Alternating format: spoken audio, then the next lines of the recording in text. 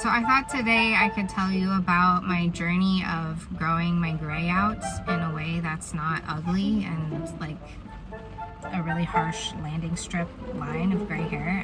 I don't like that look, so I'm doing it in kind of a different way. So first I'm going to share why I decided to stop coloring my hair in the traditional way, and then after that I'm going to tell you kind of exactly what I'm doing and break it down a little bit if you like the idea and you want to try something similar.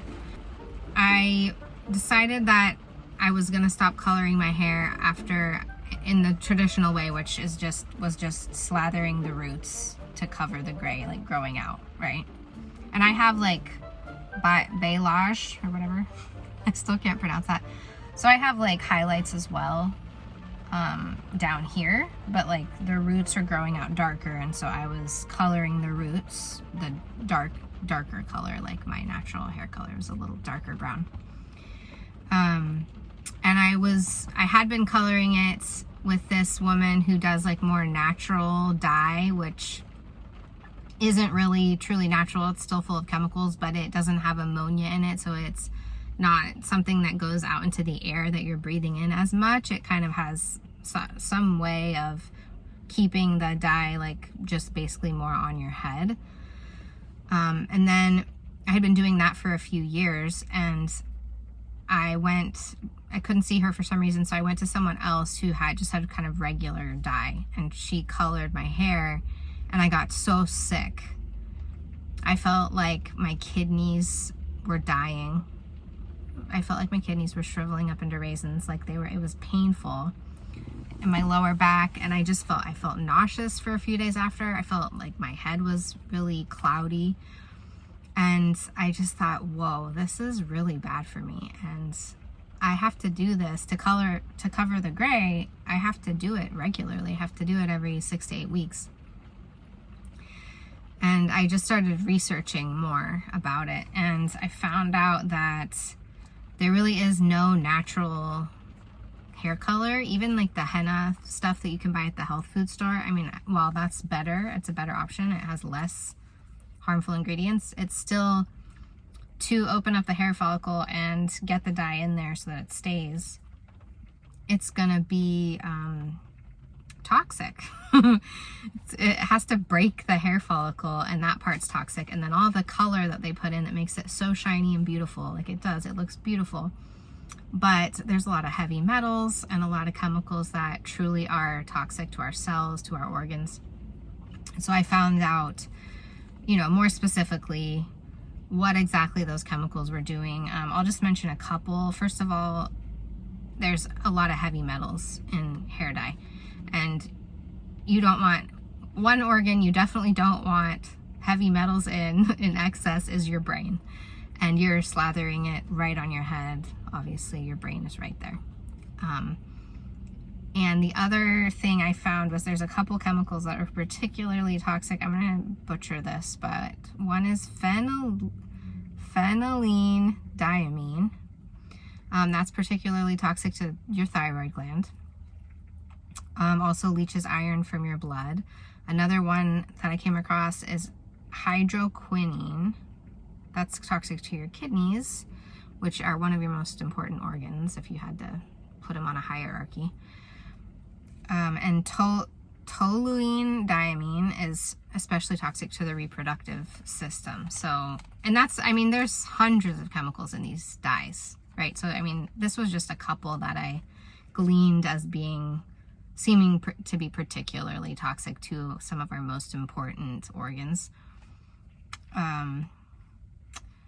So I basically just put my foot down and said, no, I'm not going to do this anymore. I've got to figure out another way. And luckily I have a really great friend who's a hairdresser, and she actually was diagnosed with breast cancer a couple years ago. She was coloring people's hair, and she was feeling like it wasn't good for her, and she thinks that the breast cancer is correlated to the hair color. Not to say that maybe it was caused by that, but that being, stewing in these chemicals every day as her profession for 20 years, wasn't helping the situation. So maybe it didn't cause the cancer, but it certainly didn't help her body be able to fight the cancer. And so she stopped coloring hair altogether, and she has healed herself completely, and she feels so much better. She worked really closely with a great doctor and everything. It's not like she just like went rogue, but she did it the right way, and she totally healed herself, and she inspired me. She said, you know, there's a way to color your hair where you don't have to have that line growing out, because I think that's the thing that we all don't want is, you know, maybe you don't even really care so much about the gray, but what you don't want is this landing strip down the middle of your head of white hair and then the block of color, and that's just not a good look. And you would have to roll with that for quite a few months to years, depending on how long your hair is, till it all, you know, grows out. And so what she recommended was foils. And so that's just basically putting highlights up here at the top and then some lowlights, so some of the natural color of my roots, and breaking up that line, and then letting the gray hair, the natural color, come in.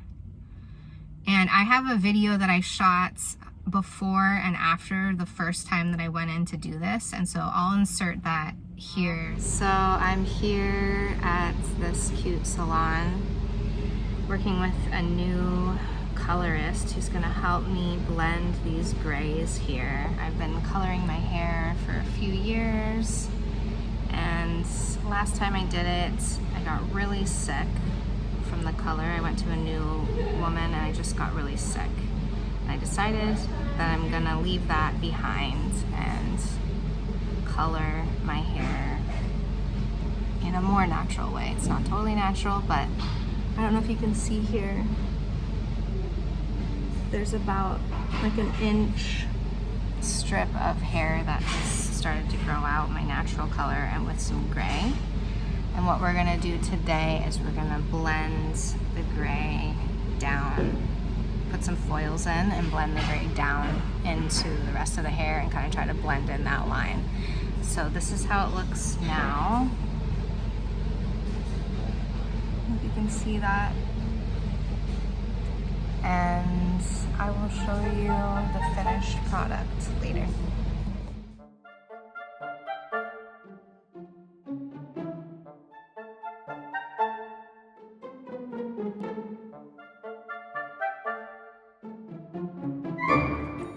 Hey guys, another day now, but I realized that I showed you in the video before, when I was at the salon, what it looked like, and then during the treatment, but I didn't show you what it looked like at the end. And it's grown out now, so this is like 2 months later that I'm filming this, or compiling this video. Can you see that? So, you know, it's grown out, and you can see some gray in here, but it's not like that terrible harsh strip. So, you know, I mean, it's not gonna be like having your hair colored with no gray like it is when you're coloring the roots. There's gray coming through. That's the point, right? Is you're growing the gray out. But I think that it is pretty nice looking, you know, for what it is. Like, it's not perfect, but it's kind of nice, and it brings a lot of light. Like, here's, you can see quite a bit in here, but it blends in with the balayage kind of. And then she also puts low lights in, so that also helps break up the line. So yeah, I think it's pretty good. And the other thing I was gonna say is that all of the studies that I referenced for this in this video are going to be linked below. So I include like some of the studies about what I found in these hair dyes when I was researching. So I think studies are really important. When I'm talking, you know, I'm a clinician, I'm a doctor of acupuncture, Chinese medicine. I'm not just talking out of my own like ideas and fanciful theories. I'm talking about stuff that I've researched, and so you can find that stuff below in the description box. All right, back to the video. So the first thing, like I said, was a practical reason to stop coloring, and that was the health and, you know, the toxic chemical situation. The second reason is financial. I was spending a lot of money coloring my hair that often. I was going in every 6 to 8 weeks. I was spending about $200 a pop. This is about, you know, $1,500 a year, give or take. And the system that I'm doing now is about half that, because I really don't have to go in that often. I'm not sure how many times a year it will be yet, but it seems to be about half the visits that I was doing before, because I can let it grow out longer, in a longer time, right? Before I didn't want it to be like much longer than like half an inch to an inch of grow out. Even that was a lot, and that would have been every, you know, 4 to 6 weeks. So this new system saves money as well as benefits my health. And then the third thing, the last thing I'll say, is that I think that there's a spiritual component that is really interesting to think about. There's a general consensus that, you know, people don't like to grow old. They don't like to look old, especially women. Being, you know, not all of us, but a lot of us being particularly concerned with our physical appearance and wanting to look, you know, young and vital and healthy, don't like to see gray hair, a head full of gray hair, especially when they feel that it's before their time. And that kind of thinking is changing too. Like, I see younger and younger women just allowing their hair to be gray and not seeming that worried about it. There's a lot of women who cannot stand their gray hair and who feel particularly unsettled by it, kind of almost spiritually. And it almost feels like you're kind of running from something in that case. Like, you're running from the truth that you're aging. And not to say like you can't do things to feel better and look better. I think particularly with your hair, it's just that it's a losing battle, because it's gonna grow. It grows very quickly, and you're not fooling anybody. Like, the people that are walking around and they're like 65 and they have dark hair that with not a single gray, it's like it doesn't look natural, and it looks pretty harsh. I think, like, as we get older, we get wrinkly. That's natural. And the lightness of gray hair and silver hair really brightens up the face. And I think that it actually makes people's skin glow in a way that when you have those wrinkles and then you're coloring your hair, especially when it's super dark, it can look really harsh. Like, the tones are off, kind of. And I think, yeah, for me, accepting just what's happening and not having to be like so vigilant that I, you know, have to color it every so many weeks to avoid the gray from showing, makes me feel just kind of more open and more easy in my spirit. It makes me feel a little more authentic. And please don't take this the wrong way. I'm not saying if you color your hair that you're like a fake person or anything like that. This is just about my journey, and it has a lot to do with the health stuff. And so just this is what feels better to me. And something else that I've noticed in my clinical practice actually is how people who are coloring their hair very frequently, especially with dark hair color like black and dark brown, can present with certain symptoms. I'm seeing a pattern. I'll tell you one story in particular.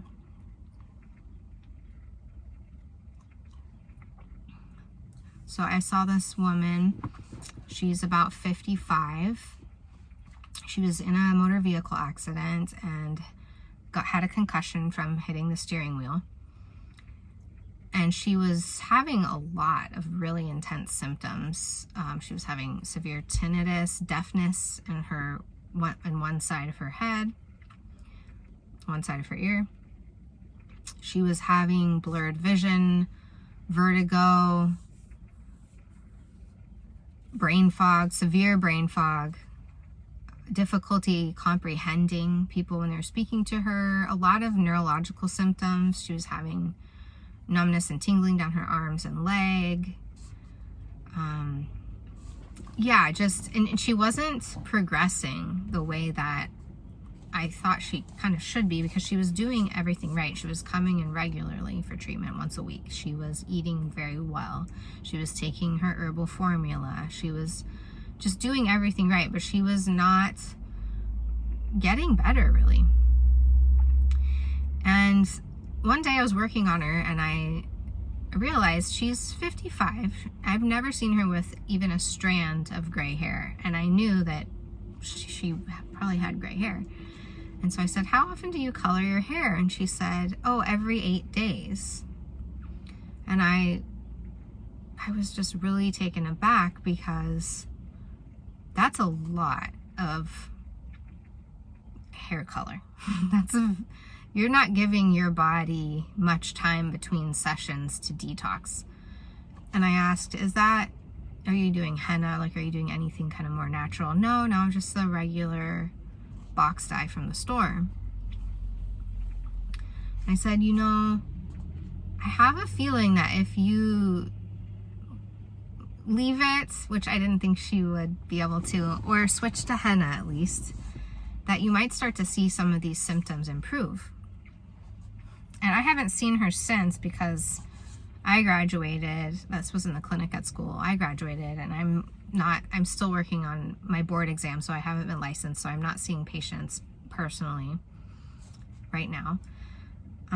So I haven't been able to follow up to see if she tried that, but I would venture to say that she's gonna notice a dramatic decrease of those symptoms pretty quickly, especially the tinnitus, the vertigo, the brain fog, maybe even the deafness, if she discontinues that rigorous hair coloring schedule. Because I'm not saying that hair color is causing all those symptoms. Of course it's not. She was in a motor vehicle accident. She had trauma to her head.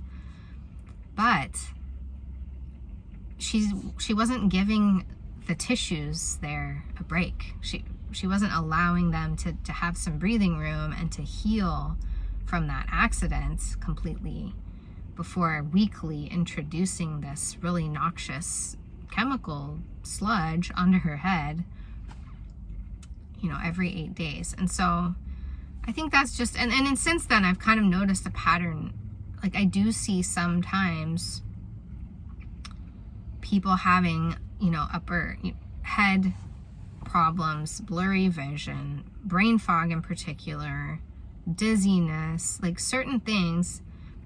And this isn't, a hard and fast rule, but there does seem to be a connection with some of that stuff and really frequent hair color with harsh dyes.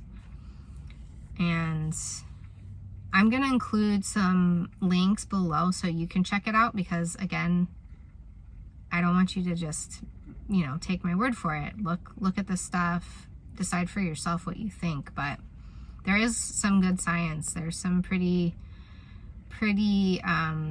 convincing studies, at least for me, that led me to make the decision to quit.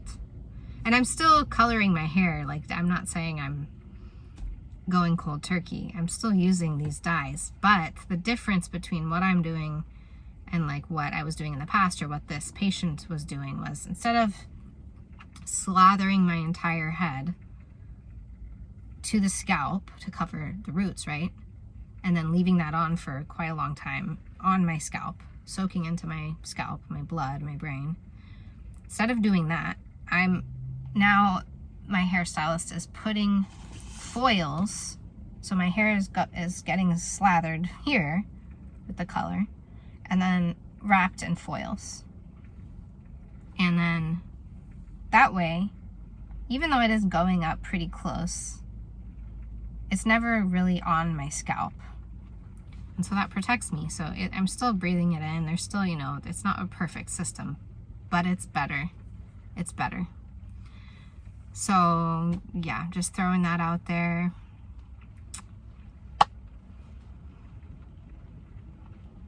but I thought I'd share because I do know that other people are kind of trying to figure out how they want to approach aging and how they want to approach growing their hair out, because sometimes you get to be, you know, in your 40s, 50s, I've heard older women say, and they're sick of coloring their hair. They're ready to go gray. They don't mind it, but they don't want that ugly strip and just have to deal with that for months to years. So this is a way that I thought could be helpful if you do want to grow it out, and kind of blurring that line so that it just looks better. It actually looks like balayage. Please somebody tell me how to pronounce that. Balayage, I think. So it kind of ends up looking like that, you know.